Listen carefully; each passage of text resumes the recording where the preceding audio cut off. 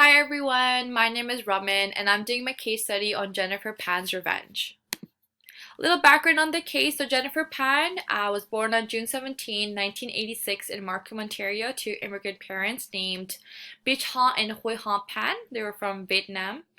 So like any other parents, they wanted the best for her daughter, Jennifer. However, they had really high expectations and were really strict and just wanted her to pursue a career in healthcare. The reality was Jennifer was a below average student with different career goals in mind.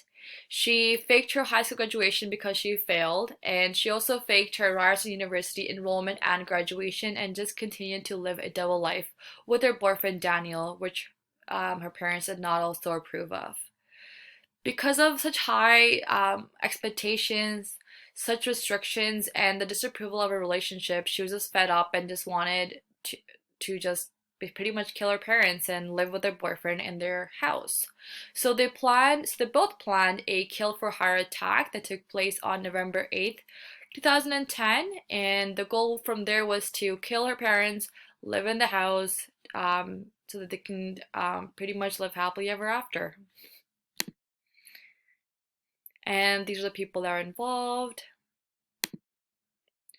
So in the interview, Jennifer Pan's role does change. So initially in the first two interviews, she's seen as a witness and a victim. And they're just in those interviews, she was used to gather information. There was some cross-examination that took place in the second interview, only because her storyline was not matching up with her initial interview. The third interview, she was a suspect, and this was evident because she was read her rights to silence rather than her rights as a witness. Moving on to line of questioning, so there are a variety of open-ended and closed-ended questions that were asked by both interviewers.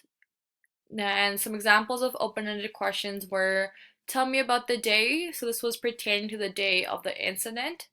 What were the other two intruders doing? What was your dad doing after the intruders left? Is there a reason why your family could be a target of an incident like this? Some closed-ended questions were, what was the intruder's race?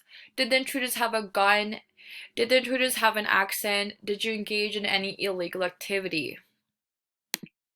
Moving on to the indicators of truthfulness, it was really hard to pick these out because Jennifer does constantly lie. The story has so many loopholes, but I did pull out some examples of where she was being honest.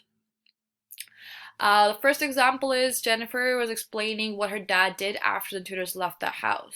So she said, I heard the outside noises like the wind coming in and out of the house, and I heard my dad moaning. And Jennifer instantly starts crying after this statement. Another example is Jennifer is responding to the interviewer's questions regarding why would her family be targeted in this incident. And she said, we lived a routine and simple life. It could be because of the aesthetics. My dad drives a Mercedes and he loves that baby. Another example is in the beginning of the second interview, Jennifer appears very nervous. So when the interviewer comes into the room, she says, I'm very nervous and would want to say, I don't want to say the wrong thing. Another example is Jennifer, after the end of the second interview, she explains how she feels. She states, I'm sorry, you really scared me. So usually when you are lying and you are at that time scared to say the wrong things because you don't want to end up being the suspect in the case. And yeah.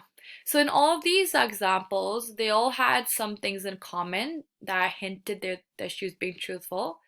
Some of them were that her responses were very detailed. Her breathing and her voice was steady the whole time. She made eye contact and did not touch her face, which was seen a lot when she was lying. So moving on to the indicators of deception. Beware lies and more lies. Next exit. So, indicators of deception. There were a lot. I did try to pinpoint a couple. So, when the interviewer leaves the room after initial interview and returns, Jennifer exhibits a less convincing startle reflex. So she's faked a shock that she felt from the traumatic event. So she physically just shook and it was fake. She finds her words really easy in her initial interview, especially when you suffer from a traumatic event. It's really hard to get your thoughts into words, but she was really good. So one statement she made was, they kept the lights very dim. The only time there was light was when they opened the fridge door to look for my dad's wallet. So even while saying this, she was avoiding eye contact and her body was very stiff while talking. During the second interview, Jennifer was explaining the day of the incident again, and she states, I yelled, Mom, I'm here. So the story was not lining up with the first interview, first of all. And second of all, she was avoiding eye contact. She touched her face multiple times while retelling the story, and her body again was really stiff. Another example is Jennifer was asked to give verbatim of what her mom said to her dad a few minutes before the intrusion. And she states she called him by his name to calm down. So while making this statement, she instantly starts crying. She appears very emotional.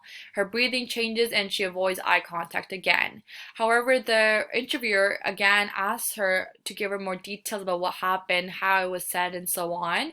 And her emotions dissipate immediately. So usually when you're faking an emotion, it's really hard to keep up that act. So that was one. So the tactics that interviewers used were, so for the first two interviews, the interviewer used empathy to build rapport.